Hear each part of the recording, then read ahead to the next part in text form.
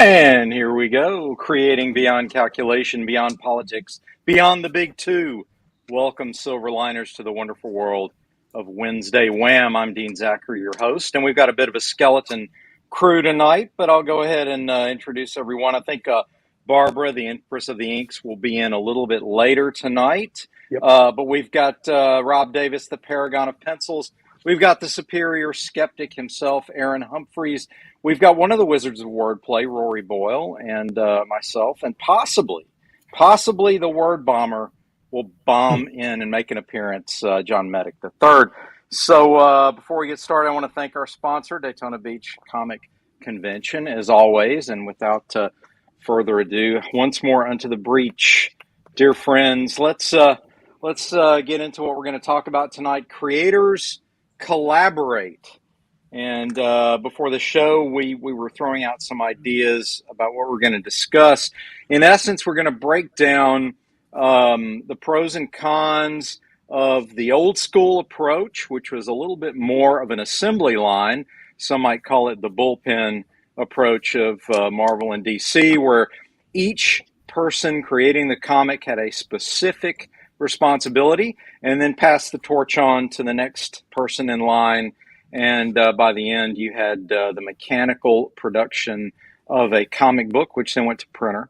Nowadays, with technology, it is conceivable and often done that one person can do it all and wear all the hats. But more often, we have groups of people who wear multiple hats that produce a comic.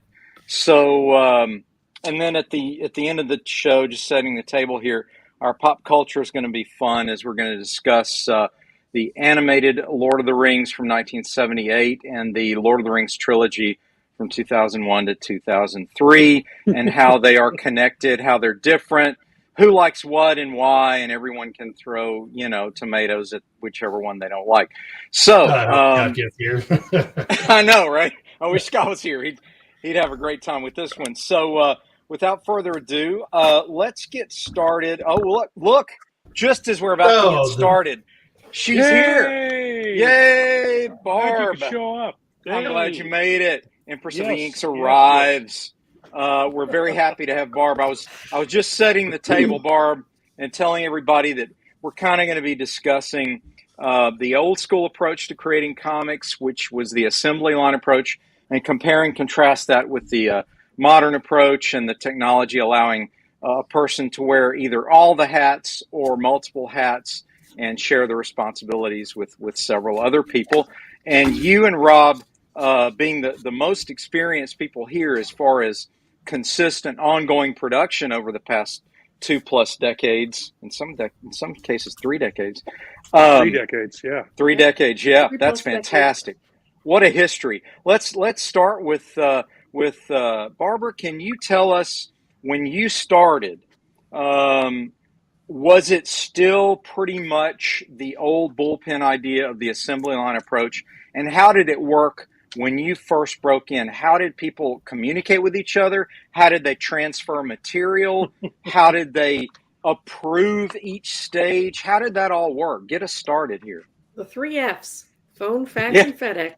Yeah, that's good. Yes. Yeah, it was very much an assembly line process. Everybody had their role to fill.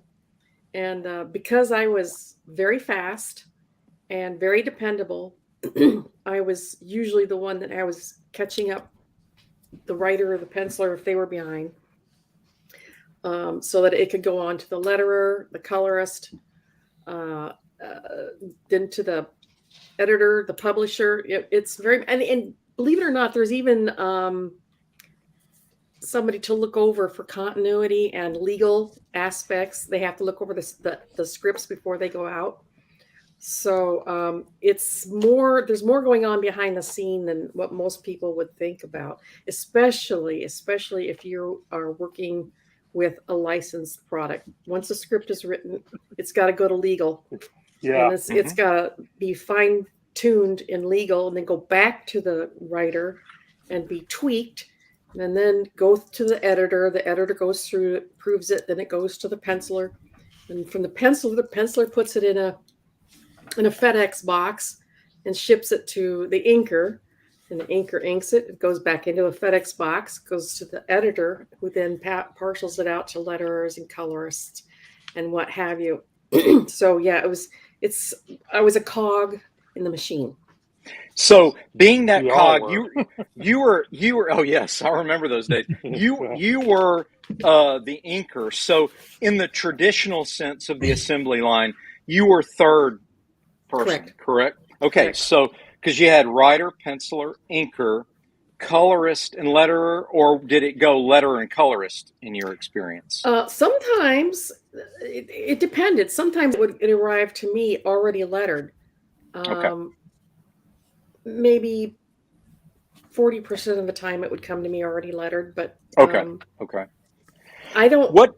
actually know where it went next, whether it was parceled out to the letter. But you got to remember, all you young whippersnappers, that the lettering back then was done by hand Yes. on the page. It wasn't done in the computer like it is now. Yeah, they were very fast with chipping that stone when they were, the hammer. Yes. Yeah, Chisel. hammering it, chiseling it. It's like the Ten Commandments. Yeah, There was yeah. there was a fantastic skill though that I always admired, Barb. I always admired the letterer because to keep that consistency across, you had to have quite hand-eye coordination had to be there. I mean, Yeah, because one of my best friends is just a master. That's Janice Chang. She is just amazing. That's one of those. I would have done lettering. What you would have done, Rory, is be a letterer? Yeah, I probably would have gone to my uncle to teach me. He's since passed away, but after World War II, he was the lead calligrapher at American Greetings. So you've all seen his handwriting. Wow, cool, wow, yeah. Fantastic. Yeah. Well, yeah, that to me that's another one of the what I call hand-skilled lost art forms now is comic lettering, and that underappreciated. Underappreciated. Yeah. Those trying people. to find my Ames lettering guide. I don't know if you guys know. I still have one somewhere. God, I haven't used it. Yeah, in years. I've got one. I mean, don't know bad where lettering it is. could completely screw up the flow of a page. Oh, yeah. You have to have good lettering. They are so underappreciated. People think, they're just slapping, word balloons down. No, it's not like that at all, because it's a real skill to know where to put those word balloons to make it the whole page flow. And if you're not given a lot to work with, you got to get real creative. For instance, if the script calls for, a whole bunch of wording or script on one page, and it's every panel is chock-a-block full of art, what are you going to cover up? Yeah.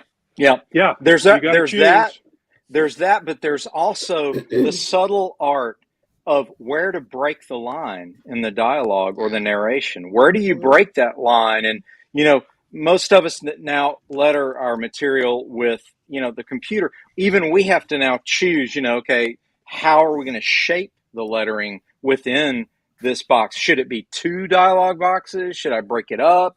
If I break it up, is that going to ruin the visual? And so there's a skill set to the lettering, like you say, very, very underappreciated. But I want to explore something a little deeper here with you, Barb. What would you say was the most critical and important communication connection with the assembly line? Who did you have to talk to the most, and why? Well, unless the penciler was a good friend that I knew and they'd either brought me on board or I'd worked with them before and had their phone number, you would always have to go to the editor to be a go-between. Yeah. And, I had a few pencilers where I was such good friends with. I'd call up and go, "Where's my pages?" I'm just not feeling the art today. That's not an excuse. Nope, dude. That's not.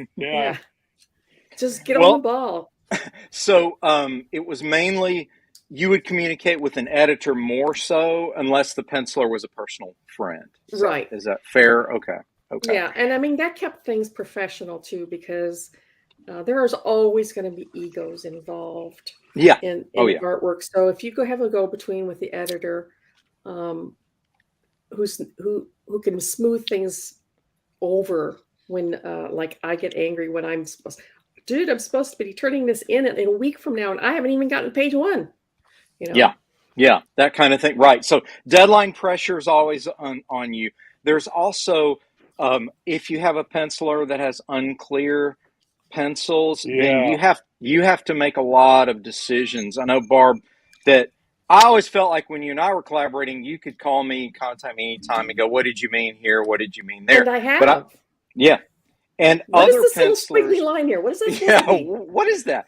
And so, but we had that connection where I would imagine there were times, especially when we were all much younger, where egos got involved and you just couldn't figure out what they wanted. So you'd have to just solve it for them. And maybe they would not particularly agree with how you solved it. Did that ever happen?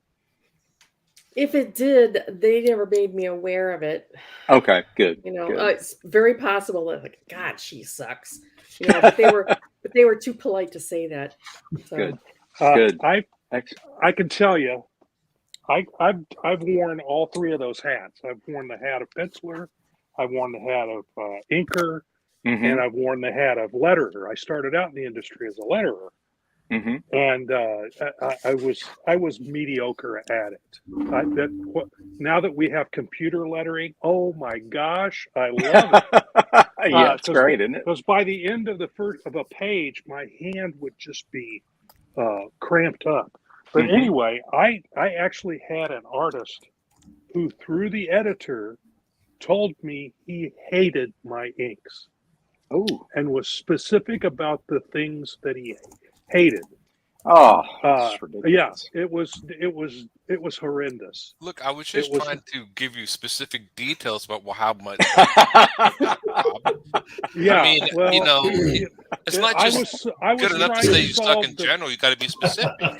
Well, fortunately, I was lettering and inking out the book, so you know. But yeah, so I got to choose what was being covered up. Right. And I usually try to leave figures definitely, and anything important in the background you leave that in. Yeah. If you were, so let me ask you this, Rob. Sure. Have you ever lettered your own artwork? Oh yeah, that's all. I do all of my own lettering now. Have you ever been tempted to cover up with lettering some piece of the art that you didn't like? Oh, that turned out bad, so I kind of just cover that up with the letter. Yes, I've done that too. So, like, it is. Yeah. But usually, what I'll usually do at that point is go, oh, I can't. If I can't cover it up right away, I got to redraw it. So yeah, that turned out like an alien hand. We'll just cover it up. I didn't know I was working with a bunch of slackers. Or like Reed Richards on the cover of Fantastic Four having 2 right hands. Yeah. But so I would try to fix it. But you're always tempted if you're your own letterer to cover up stuff that that's kind of. But of course with the Silverline, someone else has lettered it. I offered to letter it. I was going to pencil letter and ink it all, but Roland wanted me to send it off after I inked it. So, but and I've seen the process go several different ways, but the one that I worked with the most was penciled, went to the letterer, and then the inker. Sometimes, because then the inker only worked with those areas that hadn't been covered by a word balloon. Right. Yeah. Now there were some where they came and pasted them in later, but usually that was the process. It went to the letterer and then it went to the inker. So, depend on how much against the deadline they were. Right. Exactly. If they were really up against the deadline, they send it to the. Sometimes what they would do is they would take the penciled artwork. They'd photocopy it and send it to the letterer. Yes. And he would do it on a sheet that would be pasted over later while the inker was inking it. Now you got to count on the inker going exactly what's on the page when you do that, because some inkers will change stuff. And and that was part of what I did when I was working on that one guy. His figures were outrageously stretched, just ridiculously, and inconsistent from panel to panel. And I tried to fix some of that, and he hated it. He wanted it exactly as he penciled it. So I eventually kind of bowed out of doing that and went off and did something else. That they eventually gave me my own book to pencil, so I did that. I penciled it. And I'm trying to remember. I don't think I lettered it, but in any case, I started penciling at that point and didn't have to worry about that anymore. So and I've inked a couple of times since then, but that initial taste in my mouth makes it very difficult to ink somebody else's work now, because I'm always tempted to change something. I inked some of Dean's stuff. It took me forever to fix this stuff. I mean, Jesus. Yeah, man. Poor Aaron just like slopped that ink all over my stuff, and I had to fix everything. We'll have to nickname you Vince Coletta, huh? Yeah. The challenge with Dean's pencils is they're a little sketchy. Like, he likes to do shading, so you have to figure out, all right, how am I going to transform this shading? Do I make? Yeah. How am I going to transfer the shading into cross hatching or whatever? And I fortunately, I finally figured out I have to ink myself, guys. That's really because it's literally like, no wonder inkers don't call me back after he's inking his own stuff.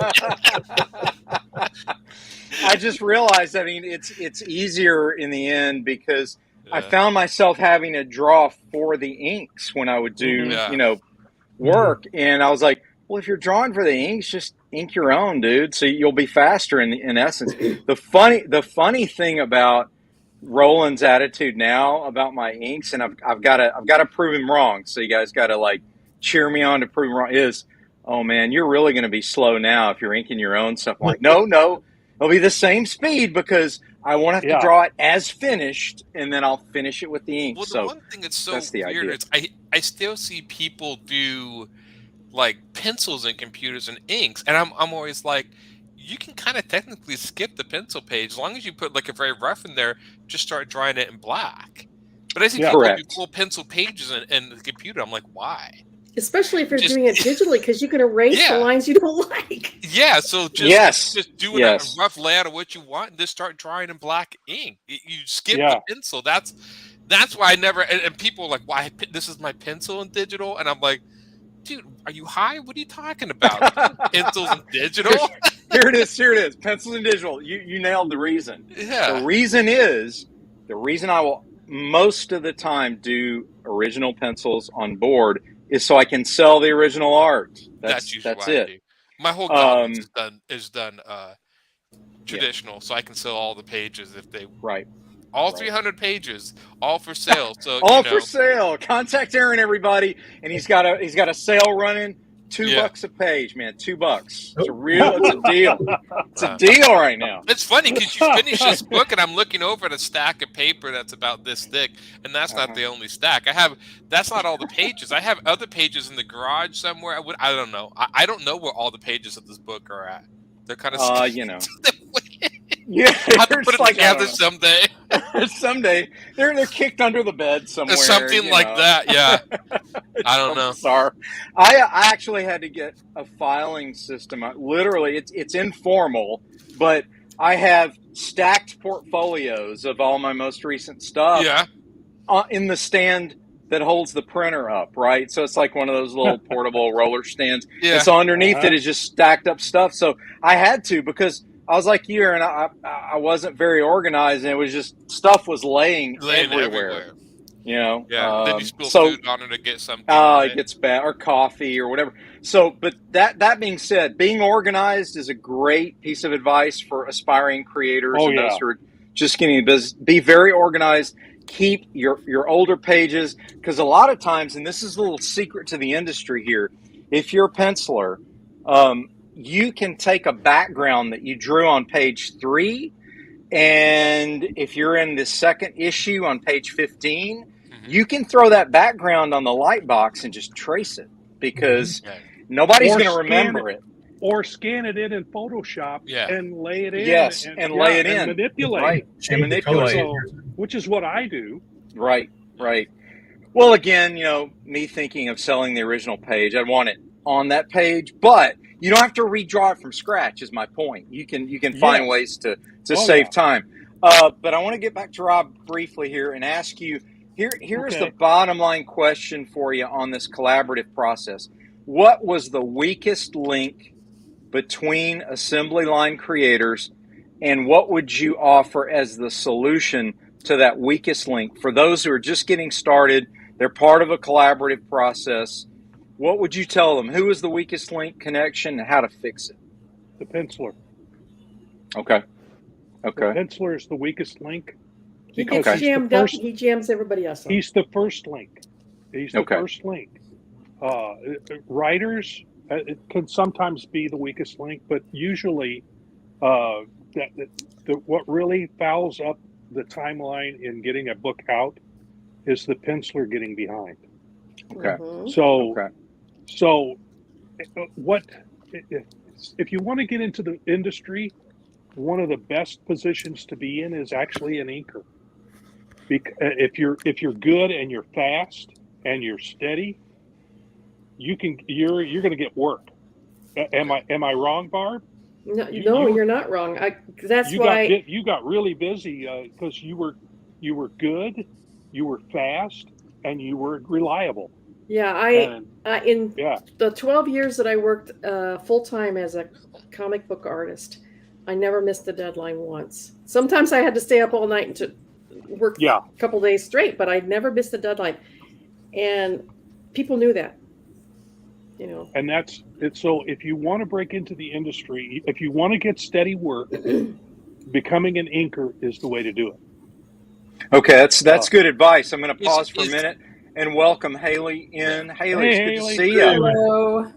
Thanks for joining us. We're just seeing her icon, but what the heck? I know, my camera, Your camera. We'll figure it out, but I still haven't. What do you mean her icon? I thought that's how she really looked. I'm really a cartoon.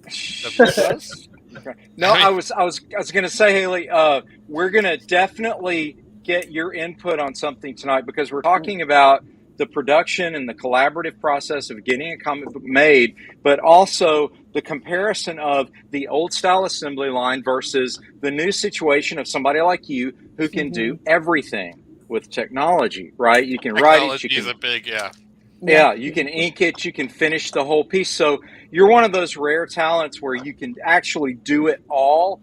And so I want to definitely get your take and your advice to the up-and-coming folks who are breaking in now. But I just asked Rob, I said, what's the weakest link of the assembly line and how do you fix it? And his take was the penciler. And I agree with him. The penciler, because the penciler very often takes the most time to get his part of the assembly line done, that often becomes the weakest link in the chain. So he was advising that one of the best ways to get in the industry is to be a good inker. My advice as a penciler would be, if you want to get in the industry, learn how to be very fast and do a page a day, at least a page a day. Yep.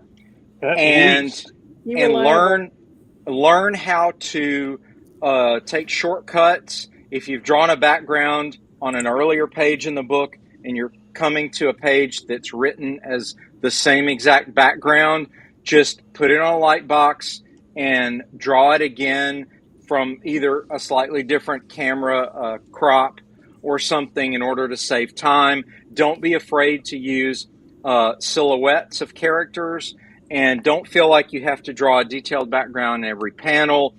You do an establishing background in the initial panel on the page, or the most important panel on the page, and then after that, leave it blank because it's likely there'll be either dialogue, narration, or sound effects to cover up those areas. So we'll move from there into the auteur approach, which is the wearing all the hats approach. Both Aaron and Haley have done this successfully. Haley, did you, when you first approached this, did you just step in and go, well, I want to do all of it and I know how? And was it intimidating when you first started, or were you well versed enough with the graphic technology to feel confident? And how did it come about that you wanted to wear all the hats and did so? Yeah, I kind of didn't realize that people even did it another way.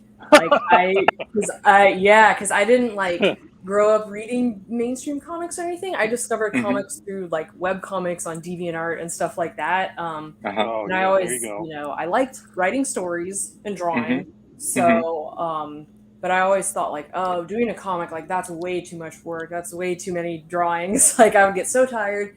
And then I did like a couple short ones, but then it wasn't until my senior year of college that I had to do like a gallery show as my senior thesis. And I thought I want to do a comic for that. And so and the professors were kind of like, okay, you can't just make a comic book. Like it has to be something that can be displayed in the gallery. So what I did was like little paper cutouts of all the panels.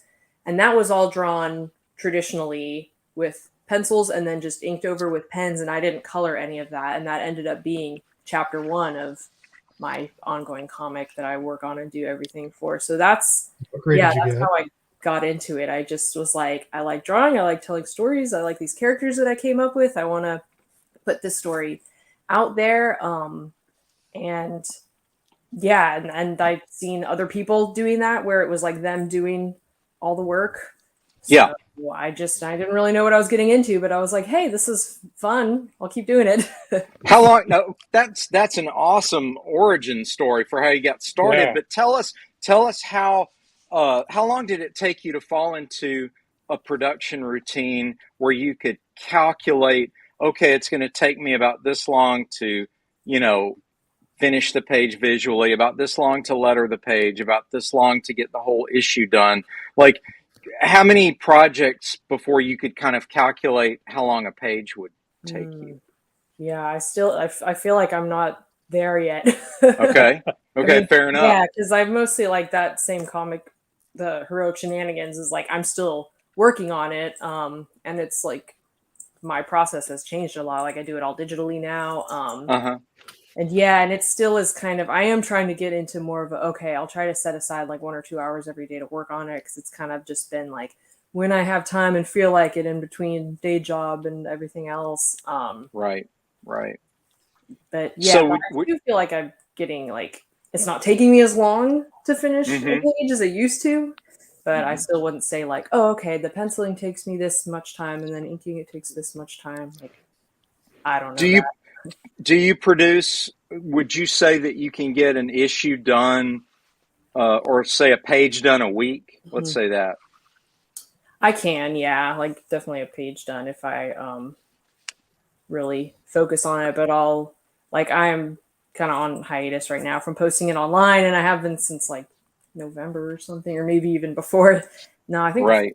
But yeah, but when I am updating it, like, and it's different. Like webcomics have even changed, because it used to be very much like a page every week, and now with stuff like webtoons, it's like a much longer episode every week. So people want to read, which I'm like that too. I'd rather binge read something than read a single page every week. Yeah. But yeah, but I definitely can get a page done in a week, but I kind of would like to have more done and then start posting it again, and not be like, okay, you have to wait a week for like a couple of panels. Yeah. Well, do you write in the traditional approach to doing a comic page is we would write it, break it down in panels and then sort of thumbnail it first small and then do, maybe a larger rough and then go to finishes. Do you still generally do that, or do you like just wing it and as you go you're sort of writing it in your head as you're drawing it? What's your approach? Yeah, I'll have like a general script for a chapter at a time. Like I don't have the whole story written out yet, but I like to at least have a chapter and know, okay, here's how many pages are in the chapter. So I'll write out the script, and it's not in like a official script format. It's just like, I know what's like, it's mostly just the dialogue and a few notes, because I'm like, I don't need someone else to draw it. I know what it looks like in my head. I don't have to explain like, oh, this character's doing this on this side of the page, whatever. Yeah, and then I'll do thumbnail sketches from there and like plug the dialogue in there, and then like do a like more pencil sketch based on the thumbnails. So yeah, basically. Yeah. So, have you been asked? And I asked this because, from our point of view, that I work on a traditional board for my pencils because I want to resell the pencils a lot. Do you ever think like maybe I should do that, or is that not a thing? I mean, do you want to sell originals, or do you feel that call, or have you been asked to sell originals, or do you just feel comfortable totally going full digital with it? Yeah, like I didn't think about it in the beginning, but now I've thought about it. But the only pencil and inked pages on paper that I have are like really old. So I'm like, I don't know if I want to sell my really old art. Right? Newer stuff. I know some people in the reason I ask you is I know some people in the business who are like you. They're multi-talented and skilled, and they can basically do the whole comic themselves. And I asked them that question about originals, and don't you want to have some art to show and sell? What they do is they pick pages that are splash pages and or covers, and they'll do those traditionally first and scan them in, and the rest of their pages they'll do digitally. So that may be something you consider for the future is, your splashier pages or your covers to do in the traditional way. So you'll have originals and then digitally, just throwing it out there in case you want to have a show, because your art is fantastic, and it would be cool to have, an art show or gallery show or something like that with it too. So that's just a thought. That's what I do when I get pencils is I'll choose like you said, the splashes or the really dramatic pages, and I'll ink those up by hand so I can sell them, and I'll do the rest digitally because I can digitally ink about 2 times faster than I can. Yeah. Oh, I completely understand. That's why I'm inking my own now. I would not even try to do it traditionally because it would be a mess. But that brings me to the other auteur in the group, the multiple hat wearer himself, Aaron Humphreys. Aaron, you do it all, man. You do it all. So tell us, like, somebody wants to get into making their own comics. What are the pitfalls? I think the advantages are kind of obvious, but what are the challenges of doing it all yourself? Talk to us a little bit about it. It's time consuming, I think. It's funny. I was also going to say, I'd almost say, I think I've heard inking's going away, so I'm not sure. I mean, Rob said getting an inker, but I think nowadays most people actually break into the industry being a colorist, a digital colorist more than inking. Now, I could be wrong, but I've heard a lot of people inking's kind of being blended into the penciling, so they just kind of like the job is sort of combining, which I've heard too. So because I've met more colorists that are broken in than inkers, but it used to be inkers very much. That's why I taught myself coloring. Because it breaking into that. Does your inker and color ever get into arguments? What? Does your inker and color ever get into arguments? Oh no, about with me? Yeah. My last comic, you can figure out ways to skip steps. So my Godlings, I didn't ink it, and so it's all pencil work. I figured out a way to make my pencils dark enough. And I know Roland doesn't cheater. Sorry, cheater. Strangely enough, I've actually fooled some professionals into thinking it was inked. Oh, nice. Michael Omin, he looked at it one time, and I said, "This is pencil." He's like, "That's pencil," and So Barb, I fooled professionals into thinking it's inked. So yeah, that's what I thought. Yeah. So yeah, I don't know why I'm sketchy enough on there that I don't know why I trick him, but you just darken it. You keep darkening it through the computer on the photocopier, and then you darken it on levels. You have to pencil it differently when you do it that way. You do. Yeah. So I do what's called a final pencil draft, which would be, I guess, considered the inking draft of it. So in a way, you're really not saving that much. Not saving that much. The reason I didn't ink Godly is because I actually did ink a panel and put it with that old page. The old, I have like an old sort of book page. The inks contrasted too much with the page. They didn't stand out, and I wanted the artwork to kind of fade into the page. Because you had that parchment look to the pencils faded more with the gray tones into the page, so it just looked better. So I just stuck with that. My next comic I am going to ink. ink. Yeah, you had that old parchment look going on your pages. And the ink was just too much of a contrast. So I decided that's my next comic I'm going to ink. And I would probably hand ink it. I've done work on Cintiqs or whatever. I can never do the tablet, the Wacom tablet, but I can draw on the Cintiq. But Cintiqs are spendy. I get the iPad eventually, maybe. It just comes down to rhythm. I can usually draw a page in 2 days. But then my new comic might take longer. I'm going to take a little more time with the new one. But also I set up for things to do. So my next comic, I am going to color a specific way. So I'm not going to do my cross hatching on it. So I do, based on what the outcome is, I do skip steps or combine steps. That might be helpful to people starting out. You don't always have to do the traditional steps sometimes to get what you want, especially with digital technology. You can find ways to bend rules and bend things to get what you want. I have a friend who, for background, he's making 3D models of buildings and cars and other things. And then he just drops the models where he wants and then just draws over the top. Wow. That way he doesn't have to worry about perspectives. He could just decorate it and do as he sees fit.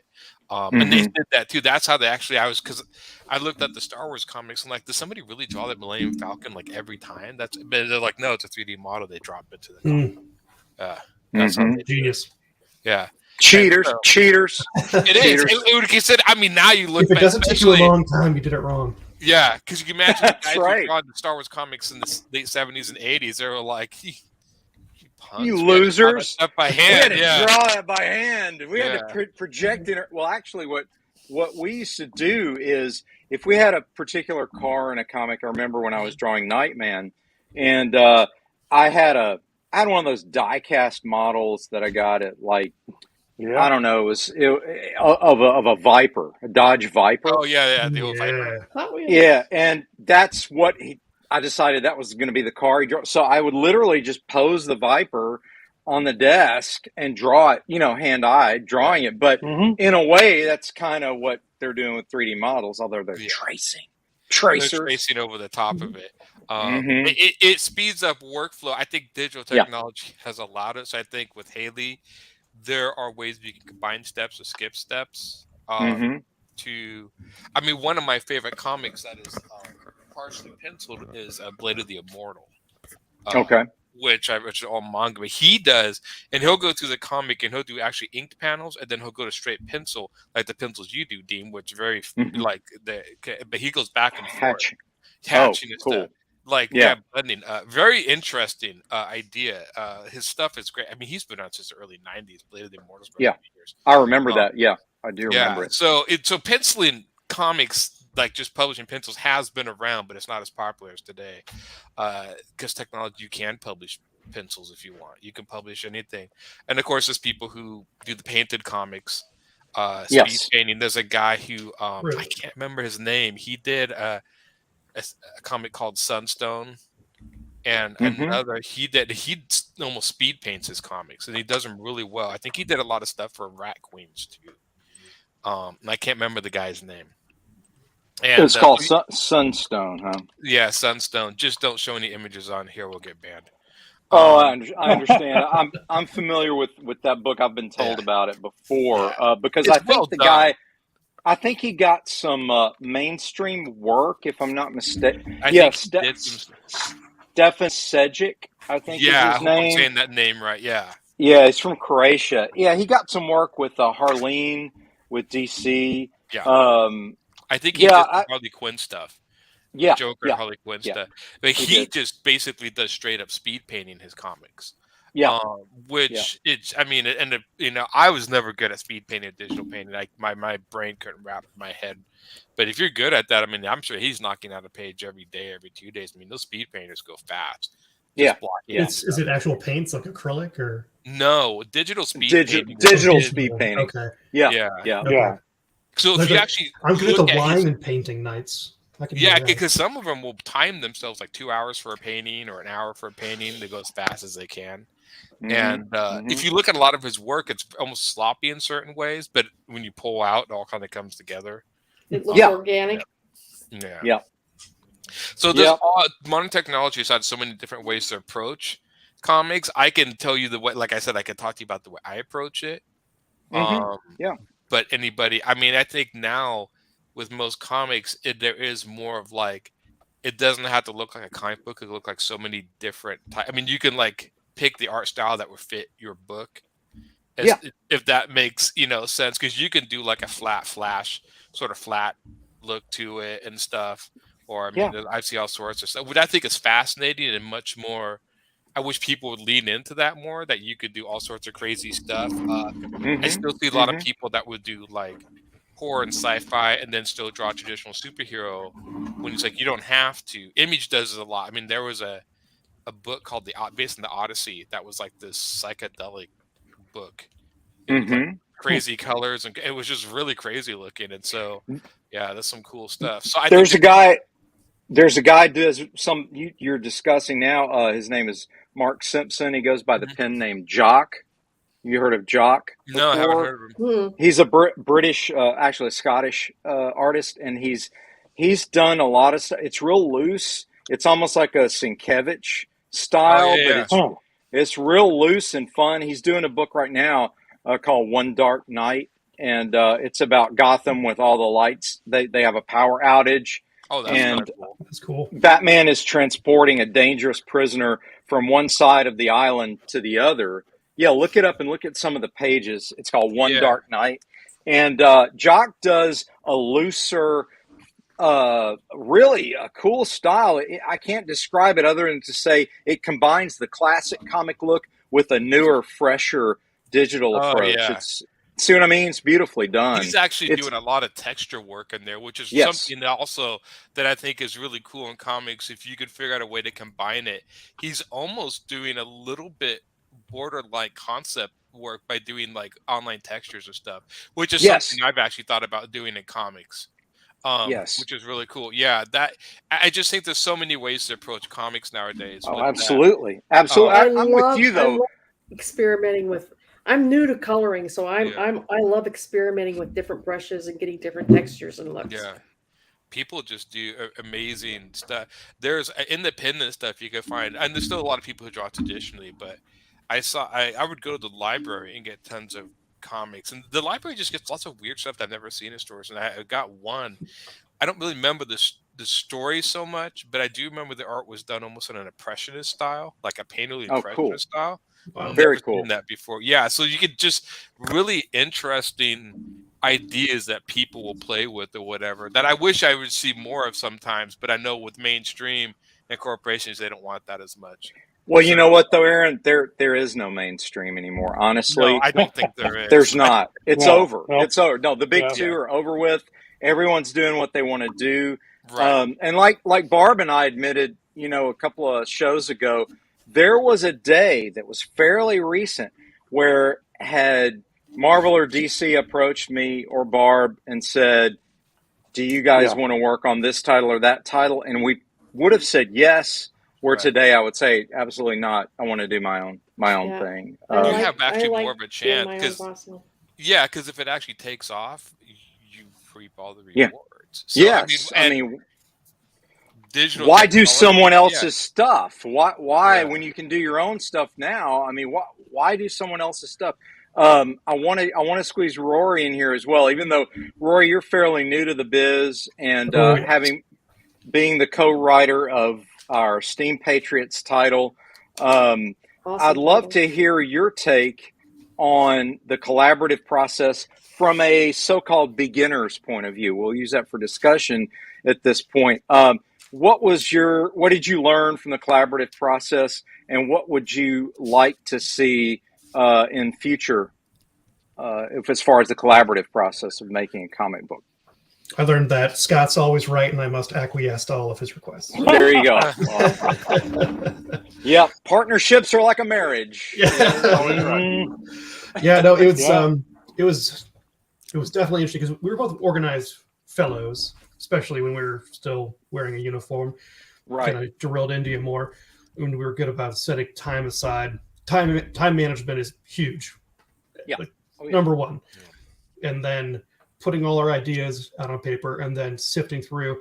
It was amazing how much you had to cut away because we always had too much. We wanted to cram more in, but you had to keep it simple. So reining ourselves in was a big thing.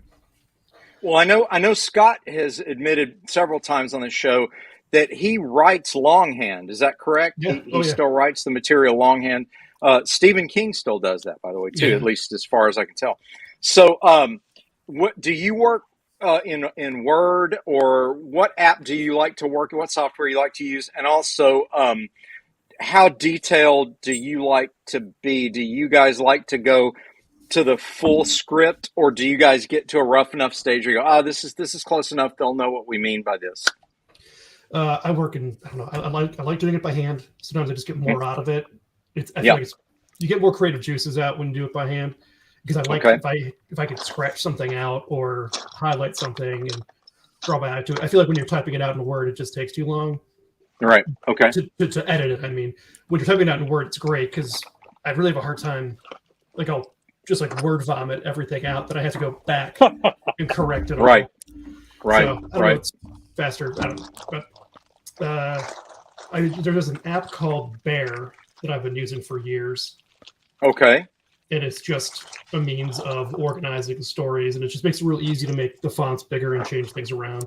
Is it BAR like a bear, or BARE like bear? Bear like the animal, BEAR, and it's the red icon with a white bear on it. Okay. But it's so visually smooth to me that it doesn't take away from it. It's no distraction. I can just put myself into it. I like being specific with writing out scenes and dialogue and blocking. I know it's not always possible, just for the sake of time or the scene, to move things along, because you could have, if it was up to me, if there was dialogue going on, I would do the camera 1, camera 2 thing. Either just switch, like the back of somebody's head looking at somebody else and then switching. But I'm not sure visually if that would work as well. It wouldn't be expedient in the scene, that's for sure. Right. So. Well, I know you and I are even in the early stages of concepting the sequel to Silverblade, and it's been fun just sending a document back and forth where what we do, and this is for people who are maybe live in different places and they want to work on something together, what we'll do is we'll start a Word document, and I'll put a bunch of bullet points down, and I'll email it to Rory.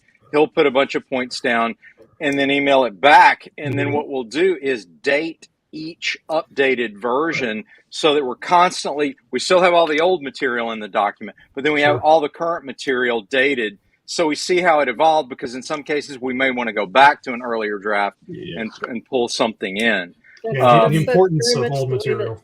That's very much the way that RA and I do it too. Oh, good. I don't. I think like Dean used to send me stuff, but I always respond back with just burn it, and I guess he got tired of hearing Yes, that was just not very helpful. Is it? Not really helpful. I was like, this doesn't work. But what's cool about this is, though, any way that works for you if you're collaborating with someone, but that seems to work very well if it's just one document, and then eventually we're going to get to the point where we're doing, I guess, a final script, and we'll break it down from there. Like when you guys work, Barb, with you and R.A. Jones, I guess you get to the point where the plot is finalized to a degree where he can then funnel it into a final script. Is that how you guys? Correct. What happens is I'll come up with the idea, and I will just do a very loose outline. And if I have very specific scenes that I really want, I will write it out in detail. But otherwise, I'll say, I'll just give him a general overview of what it's going to be about.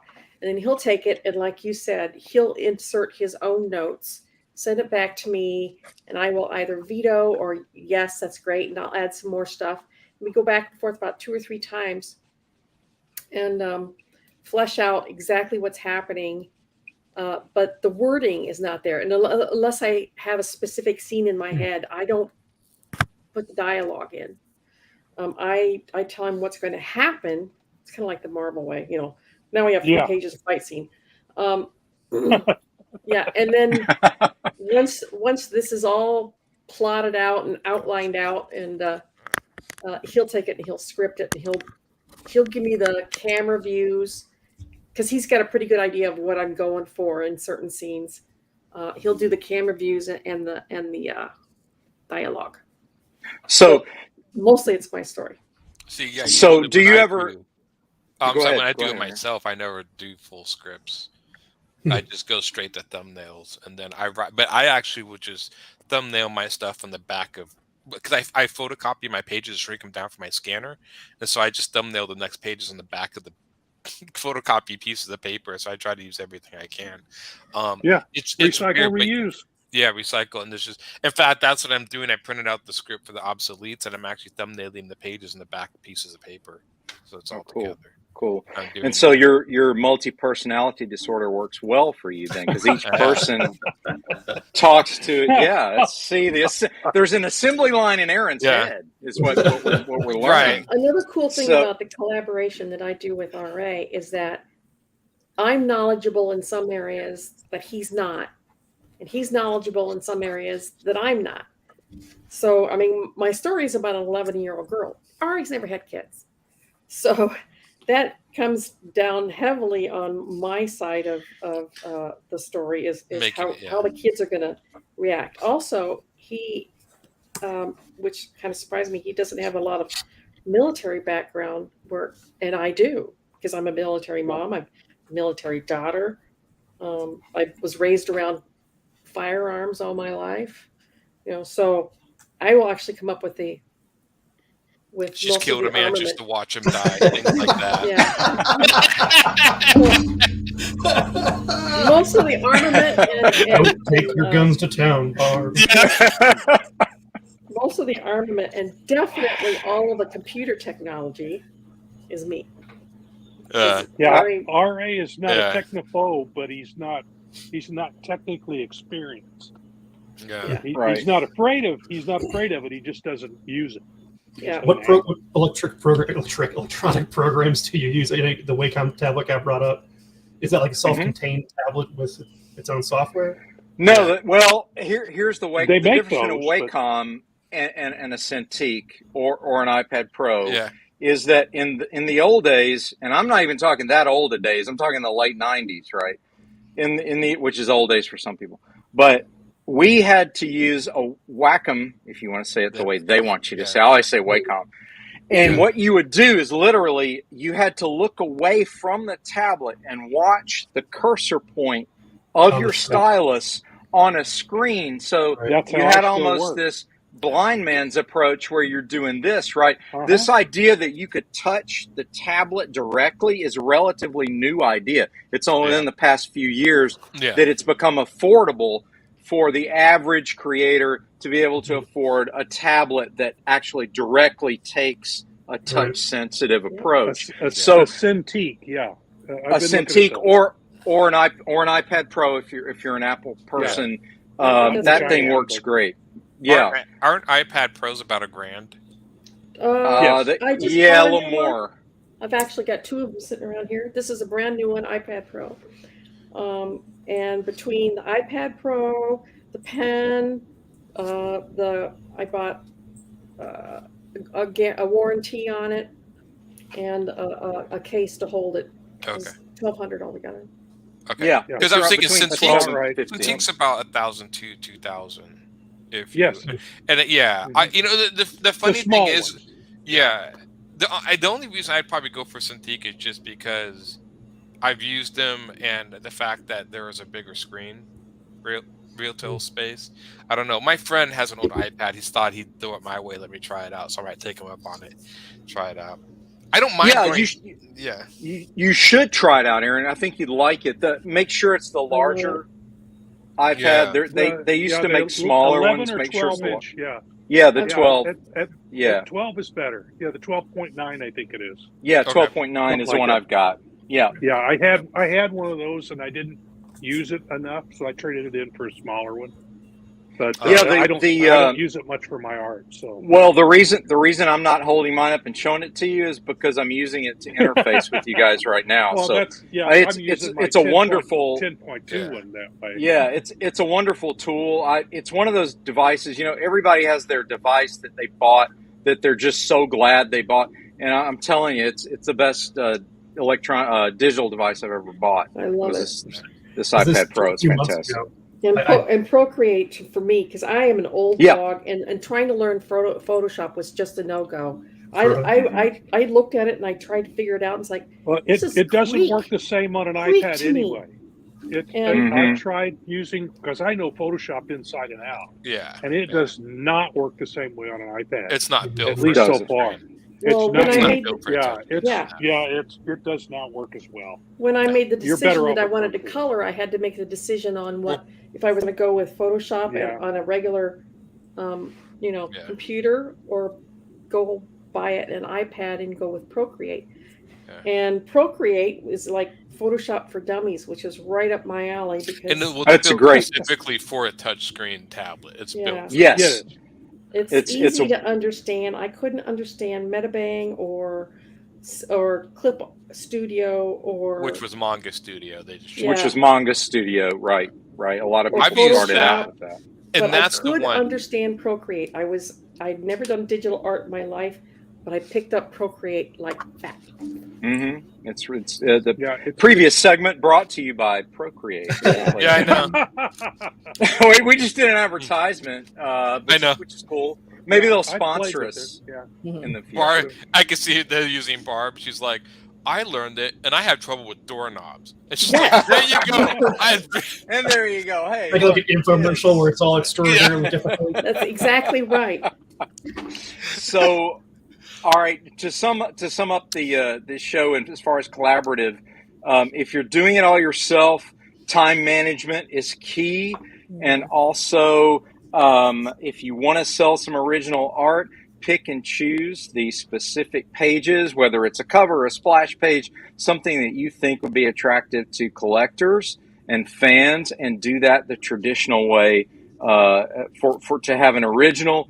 For those who want to collaborate with a half a dozen people, good luck, because you might get somebody like Aaron. So then it's all going to just off the rails. That's the reason I never collaborated with people was they were too slow for me. See, honestly, he's just too superior. I got excited and wanted to do it, and they would go off and watch TV or something. I'm like, well, then I'm just going to go ahead of you. Yeah, just going to do it. So this brings us to the wonderful segment that I like to call the pop culture segment of the show. And the subject tonight is we're discussing the animated Lord of the Rings, which came out in the ancient days of 1978, and the Lord of the Rings trilogy, which came out in the near ancient days of 2001 to 2003. A lot has been written about both of those approaches to the classic Lord of the Rings story. For many years, people said it was unfilmable. Ralph Bakshi, who was famous at the time in the 70s for being this maverick animator who made an X-rated movie called Fritz the Cat, animated. He also made really not X-rated. It's so tame right compared to stuff today, right? But he also made it was hard R, if anything. Right. And he made something called Heavy Traffic. He made slice of life, sort of urban stories up until then, but his maverick status earned him some notice to the producer Saul Zaentz at the time, who had the rights, and he really wanted to make Lord of the Rings. And this was right after Star Wars came out and right after Battlestar Galactica, and people were thinking, hey, Lord of the Rings has got a classic fantasy base to it. It's got a huge fan base internationally. Let's do a movie version. Well, as many of the producers do, they limited him on budget. He wanted to do 3 separate animated movies like Peter Jackson did, but they said, no, you've got to make it one. Well, he was like, I can't do service to it. So the compromise for poor Ralph Bakshi was he had to do 1.5 books in one movie and then wrap it up in the sequel. Well, what happened to him, and you notice this when you watch the film, and I recommend everyone watch it if you're a fan of Tolkien or you're a fan of the adaptation process, especially of something literary like Lord of the Rings. I would highly recommend watching Bakshi's version because you'll learn a lot about how he summarized and streamlined a very dense and detailed fantasy story into a very enjoyable first hour of an animated film.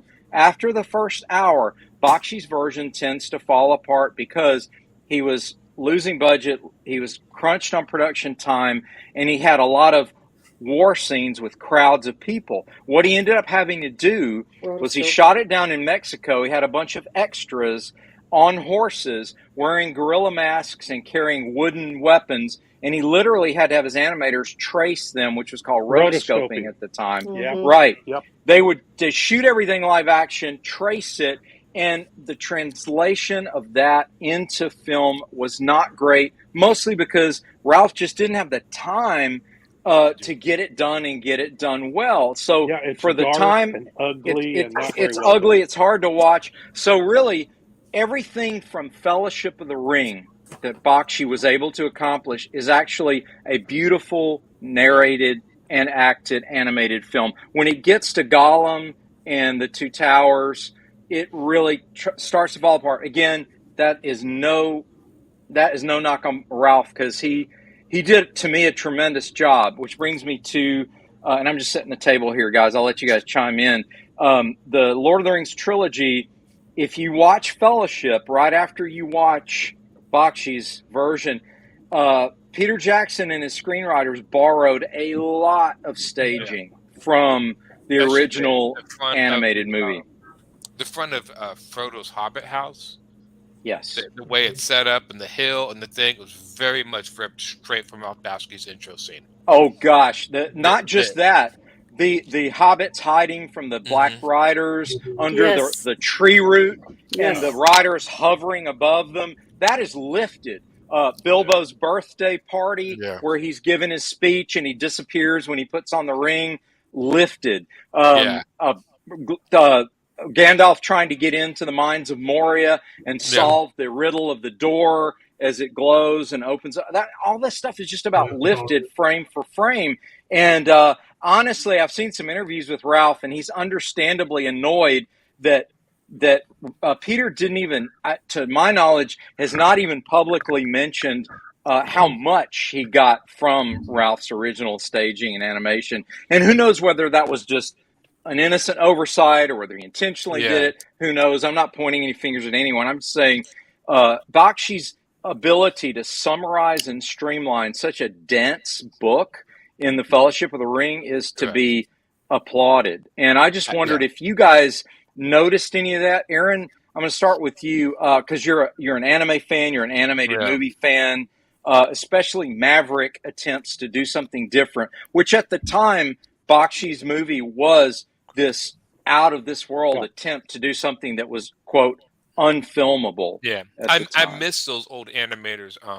Ralph Bakshi, the guy who did Secret of Nim. Why am I thinking blanking his name? That was good too. That was really good. That was a very good. I have the DVD right here. Yeah. Don Bluth, is that what you're thinking of? Don Bluth. Don Bluth. Yes. There was a lot of independent animators. Walt Disney animators. He was a former who went rogue, and his stuff. I grew up more on his stuff than Disney. I preferred his stuff more because of the darker tones and stuff. Sure. But I miss a lot of those. You would get the movie Rock and Rule was just done by this random Canadian studio, and they actually, I think David Bowie was in it. Like all these crazy independent 80 movies that you just don't see anymore. But Ralph Bakshi was one of the classic. My favorite movie his is Fire and Ice, and I actually still have that one. Yeah, I have that one too. Yeah. He tried with Cool World. I think that was kind of his last sort of outing. It was Cool World. I saw that, yeah. And but his Lord of the Rings, I would love for somebody like him to take another crack at it with the budget. I think an actual animated Lord of the Rings, personally, I think with his art style and the way he did it, I think I would prefer to see that with the budget than the live action. Yes, I would too. Just because there is so much art of Lord of the Rings and artistic styles that I think you could really do some amazing stuff with art, hand animated stuff like that. The live action stuff is great. But there was just something. His art style stuff. Just give it. Frazetta's Fire and Ice. Yeah. Yeah, Wubba Fett says his best work was Frazetta's Fire and Ice. I love that. And Tommy's shouted out to us a while back. Yeah. What a good-looking bunch of misfits. How's everyone going? We're going great, Tommy. You should have jumped in and given us your 2 cents worth. Tommy's my favorite person today, so just let you know that. I mean, Tommy, you get the favorite person award today. That's awesome. Keep going, Aaron. Sorry, I didn't mean to interrupt you, man. Go. He did an amazing job. I mean, I love Peter Jackson's Lord of the Rings. Yes, it's great, but there's just something. This is somewhat the art style. This is sometimes where they kind of do the same thing where they've been talking for years to make a live action Akira movie, and I'm like, no, stop. There's certain things you take out of animation. You don't need to remake that. They need to learn from Airbender. Yeah. Just make it animated or don't. Yeah. They tried the Dragon Ball Z. Dragon Ball Z they tried. It was terrible. No, you can't. There's certain things you can't do. That remotely worked, and I actually didn't mind it as much, was the Ghost in the Shell movie. I thought they did a lot of stuff decently well with that. But again, they had to dumb it down a little bit for American audiences. The original one is much superior, but they tried, and they got the visual look at a lot of stuff, and I think they did better than most. Of course, Battle Angel Alita was probably the most direct comparison or whatever, but there still is something lost in there, and I think there's something lost in Lord of the Rings. I think Lord of the Rings does better with that old classic art style. If you could find a way to take old, like almost medieval, Dark Ages type of art style and make a Lord of the Rings movie, that would just be amazing. That would be. Hey, let's do it, Aaron. Let's buy the rights, man. We're doing it. I got some change around here. I got some change. Where's my check? Here we go. I have what I hope is a winning lottery ticket down. I know that we can. There we go. So I was going to say there's one more movie. There's a movie called The Secret of Kells. Has anyone ever seen? Oh, this? I love that. That is great. There's style. 3 movies now. Yeah, if you ever see The Secret of Kells, it's about the Book of Kells, which is the ancient, and they animated the movie in like the ancient manuscript of like the old classic manuscripts of like the beautiful. Yeah, I've seen bits of that. Yeah. I haven't seen the movie, but I've seen that. Almost that kind of style might even work. A little more detailed for Lord of the Rings. That's from the era that J.R.R. Tolkien was getting his inspiration. Yeah, was from he was trying to create a mythology for something that didn't Druids didn't write anything down. They didn't write anything down. So he was trying to kind of recreate that whole milieu, and it's brilliant stuff and beautiful stuff. But what do you think, Rob? Books are hard to read. They are hard to read. What version? Just for the sake of our discussion tonight, which one do you think captures the spirit of what Tolkien was trying to capture, which is a mythology for Western Europe that's equivalent or similar to the Greco-Roman mythology of Eastern Europe? Right. Which version do you like personally, and why? Well, to be honest, I haven't seen all of Bakshi's Lord of the Rings. I've only seen that really murky rotoscope stuff near the end, because I don't remember where I saw it, but it was essentially they were crabbing on it, saying how bad it was, and so that's the taste I have in my mouth from that. But what little I've seen of still images from that first part, I think visually you're absolutely right. I think he captures that artwork captures that feel that he was going for. Right. When you put real human beings in costumes and try and recreate that, I don't think it's as effective as the drawn stuff would be. So I think a hand-drawn animation of Lord of the Rings done similar to Bakshi would be killer. Now I really enjoyed the Lord of the Rings by the movies, and I think he wisely got to split it up into 3 big movies, but he still had to cut stuff. Like where's Tom Bombadil? Yeah. Well, even in the director's cuts, when they added all the stuff back, they still didn't add that one scene in. They didn't add Bombadil. But the thing is, if you read that whole sequence in the book, it's throwaway. It matters not one bit to the storytelling, the overall story of the books. It's a side note. It's not. It's great in the book, and I love that whole sequence. I love Tom Bombadil, but it doesn't move the story forward. Yeah. It eats up time that you need for a. I mean, the movie was still what, 3 hours? The short version was 3 The director's hours. cut is like 4 and something hours. Yeah, 4 I've seen hours the and director's cut. change. It's gorgeous. Yeah. But to throw Tom Bombadil in there, it would throw the the beats are wrong for a movie when you do it that way. Yeah. But it's great in a book. Yeah. I agree. I would definitely recommend, Rob, if you get some time, watch the first hour of Bakshi, and I think you'll really get. If I could find a copy of it somewhere, or you might even be able to do YouTube. Amazon's you can maybe $4. I think YouTube probably has it on there for free. I bet if you can find it on YouTube. Snippets here. Yeah. And just if nothing else, the early parts, I mean, the early I have parts not are seen it. fantastic. It's beautiful. I think some of the other movies watch, you're talking about, I haven't seen either. Some of the other animated stuff, but I don't see that many movies anymore, except on Netflix. But yeah, same here. Stream a lot. Rory, what about you, I spend a lot my friend? more time in the studio anyway. Oh yeah, yeah. Rory. What about you, Rory? Which one? Live action, animated? Go. Well, like I have to say, the live action is just far superior. I think it fleshes out the story more. And it's like I said, it's not Bakshi's fault that he didn't have the time and money to do it. And that 70s cartoon style is perfect for that medieval fantasy. That is like iconic. Yeah. You can't go wrong. But I grew up. I mean, when was the first Jackson movie come out? Was it 2001? 2001. Yeah. 2001. I'd have been a sophomore in high school. It's hard to believe that peak of movie's nerddom. 21 years old. Yeah, old. peak of nerd. Wow. Yeah. So my whole high school career was Lord of the Rings, and it was amazing.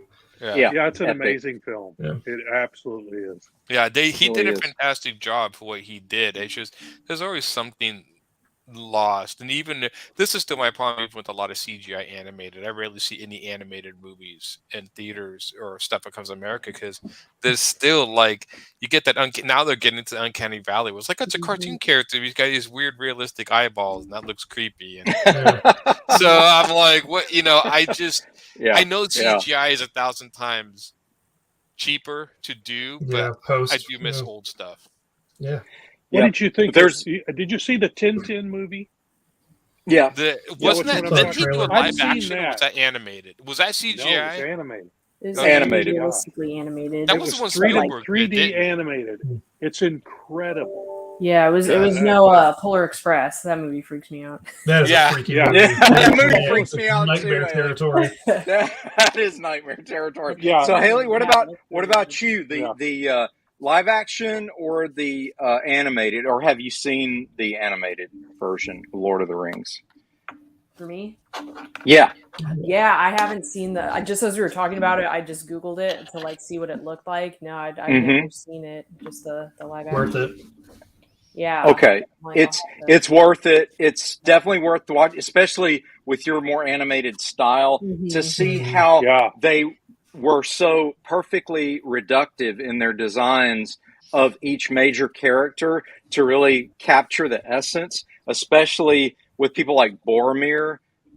He has to stand out so much from Aragorn, and you'll notice that Aragorn doesn't have a beard in the animated version, and they did that primarily to make it more easy to separate Boromir from Aragorn. So decisions like that had to be made, and it works. The iconography of that film works very well, I think. So highly recommend that.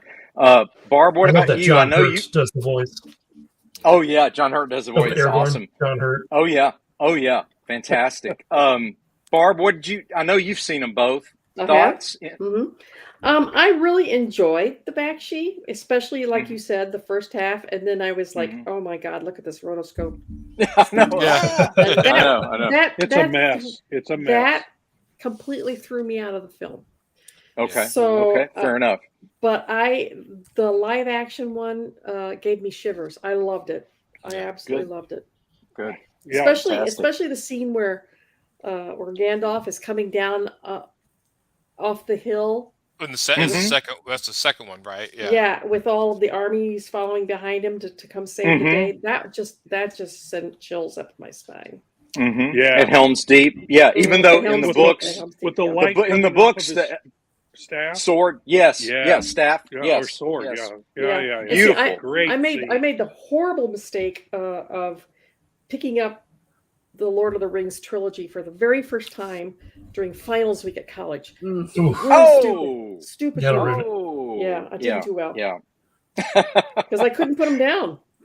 Yeah. Well, the chills moment for me, if we're talking about Jackson's trilogy, was the opening of the Two Towers.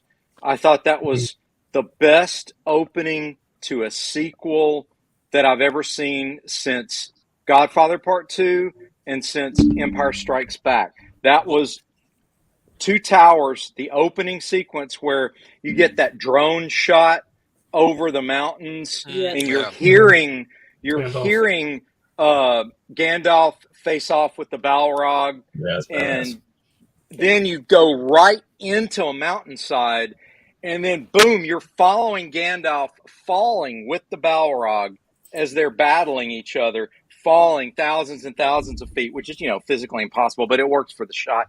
And then boom, it ends, and it's Frodo waking up from a nightmare. So it works because Frodo's imagining in his head that battle of what Gandalf must have experienced as he was tangling with the Balrog during their fall. And I thought, man, what a great way to bring us from the end of Fellowship right into where we are with good Two storytelling. Towers. So, Good storytelling. Thought it was excellent. It's funny. Now you think of opening in a movie. I think my favorite opening to a movie, because I have to put my them. I think it's the original Blade movie. Blade, the first one. Mm-hmm. Yeah, I've never seen a movie set up a character. I mean, after that scene, it's like you don't need to know anything else about this character. He just told you everything you needed to know about it. It was just very well done. They used the template. I have to bring this in, and everybody's going to laugh. But if I didn't bring a Bond reference in, it wouldn't be Wednesday Wham. But what they did was they used the James Bond template there. In the early James Bond films, the pre-title sequence was basically an introduction showing the character doing what he does, usually wrapping up a mission. Then they go credits, then we start a new mission. So they kind of did that with Blade. They kind of did the same sort of thing. But it works. It works very, very well. There was a what was it not? I was always into I think it was the first or the Terminator opening sequence, especially the second one where it cuts to the future and shows them fighting. I mean, that was always like you really kind of need to explain more about you knew what was happening. And those sequences are always good in both Terminators. Where, I mean, especially the first one, you have these two people just appear out of thin air, and you have no idea what are these people from that dimension, or you have just no idea. And then you just follow them. Yeah. Apparently, I read that the guy who played Reese, they show him actually fall in the cement when he comes in. The guy actually did that. He actually got naked and went on a stand and literally fell on the cement. Jesus. Even Cameron, when he did that, was like, "Ooh, man, that's got to hurt." But he did that. Wow. Yeah, I don't know how high he was. Probably maybe a foot or so, but still. Yeah, so when he impacts, you can kind of see him do so. Yeah, because it was a behind shot, but it was a stunt man who did that. Little road rash there. I'm hurting just thinking of that. Thinking about that. Well, Michael Bain reference there. Excellent job he did in Aliens, which I like the opening to that movie too, and the fact that we meet Ridley later, and the corporation is accusing her of destroying their property and making up this story about a monster, and it's just it got so heavily realistic in that beginning that you're like, oh man, and then it turns into just basically a bug hunt, which is a throwback to Heinlein's movie Starship Troopers. They were basically doing Starship Troopers after that. Yeah, and the thing is he did such a good job of setting up the Marines as these cocky, You Yeah, know, that we're gonna, and they just get the I asses mean, nobody handed does to them. cops better than That's true to And they life. get- Yeah. and they get their right? butts handed to them. I mean, yeah, Hudson, Yeah, they do, you don't know, they? yeah, Game Pat, over, yeah. man. Game over, Game man. over, man. Game over. But they just get, yeah. And there's something, James Cameron is the Bill one director Paxton. that I think Oh, nailed yeah. that military bravado better than The most jargon. directors. The Yeah, jargon Yeah, he and nailed the everything just jargon. really Yeah, he nails did. it. He did. He did. Yeah, I'm sure he got a lot of that from the technical advisors. Yeah. And, you know, Kubrick, I think, did the ultimate version of the Full Metal military. Jacket. Yeah. Yeah.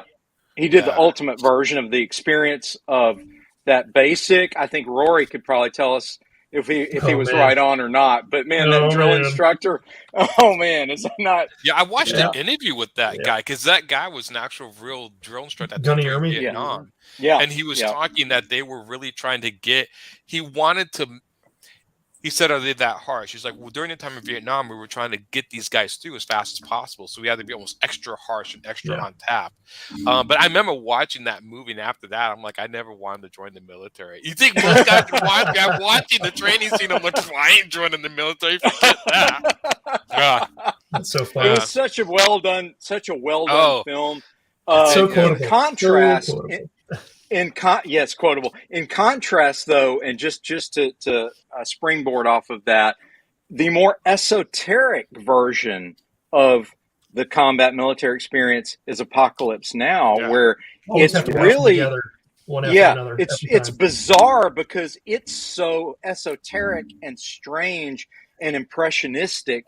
And then you get, so you get the Full Metal Jacket, like harsh realism, and then you get this bizarre, almost Apocalypse nightmare. Now is Vietnam on acid. Yes. Yeah. It's Vietnam on acid. And it's brilliantly done because he's doing a piece of literature. He's doing the journey of Joseph Campbell's story, right? Going down the river. What's it called? The Eternal Hero or whatever it's called. No. It's that's I read close. Martin Sheen's biography, and he talks about making that film. It was like, wow, dude. He It had was a terrible. heart attack. He looks He so had much a like heart in attack. the his Philippines. son. Well, in the film, the scene where he's drunk and he cuts himself, and that he actually was drunk and he actually really did cut himself. They just left it in. Just left it in. They did that. That scene in Lord of the Rings, coming back to that, when Aragorn kicks the helmet in the second. Oh yeah, he actually broke his nose. nose. That was Broke a his real scream. Yeah, it was like, what a way to take one for the team, man. Yeah, the book I'm referring to, Joseph Campbell's Heart of Darkness. Heart of Darkness. Okay. Heart of Darkness.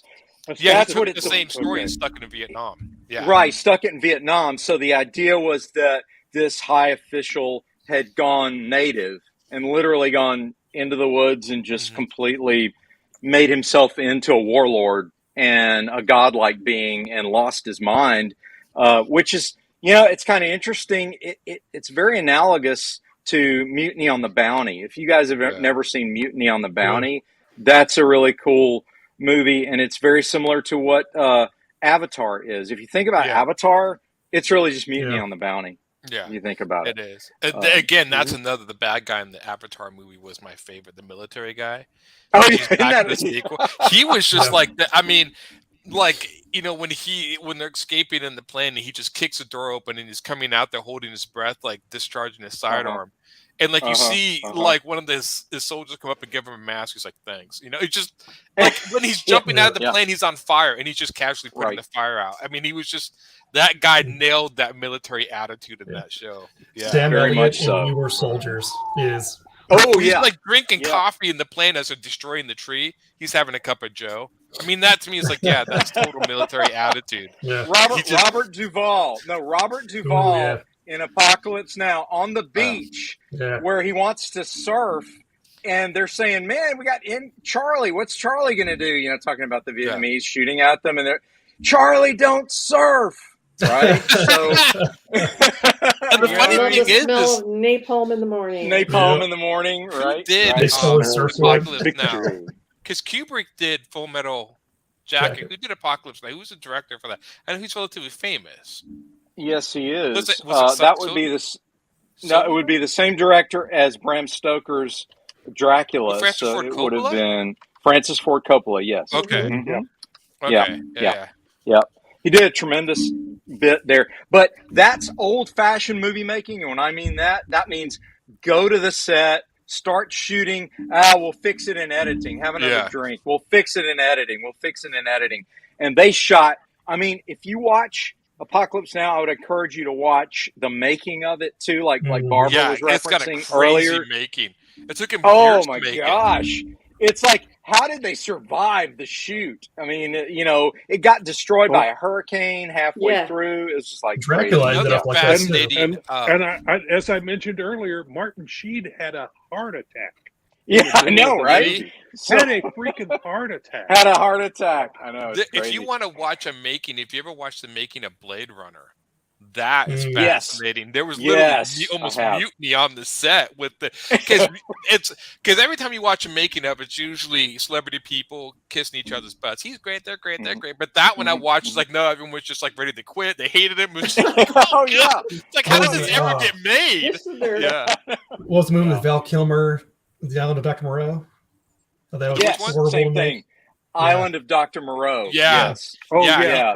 I think in Val Kilmer's documentary, I think he talked a little bit about that. He talks about how crazy that was to me. Weird. Oh, gosh.